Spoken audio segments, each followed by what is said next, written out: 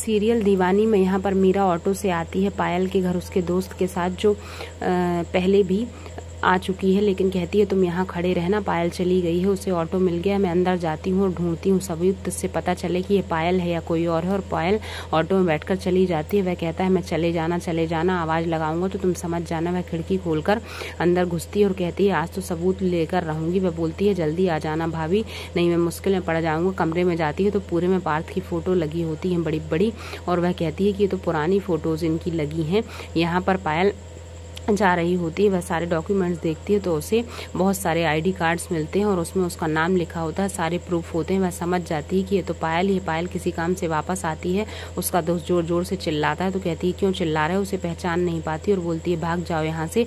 बहाना कर देता है कि मेरा ईयरफोन गिर गया था इसलिए मैं उठाने आया था, और फिर वह समझ जाती है कि लगता कोई आ गया, मुझे जाना चाहिए, तभी यह चिल्ला रहा है। खिड़की से कूदकर बाहर आ जाती है और फिर यहाँ पर वह बोलता है कि ठीक है मैं जाता हूँ। पायल कहती है कैसा अजीब व्यवहार कर रहा है। यहाँ आकर कहती है कि मैंने आईडी देखी है, वह पायल ही, सारे आईडी प्रूफ उसके खिलाफ हैं। और फिर बोलता है कि उसने मुझे पहचाना नहीं, वह पायल हो ही नहीं सकती, पायल मुझे अच्छे से जानती थी। इधर पर कमरे में आती है, सारा सामान अस्त व्यस्त देखती है तो कहती है लगता कोई घुसा था, वह लड़का भी कैसा कर रहा था, कहीं पायल तो मेरी जासूसी करने नहीं आई है।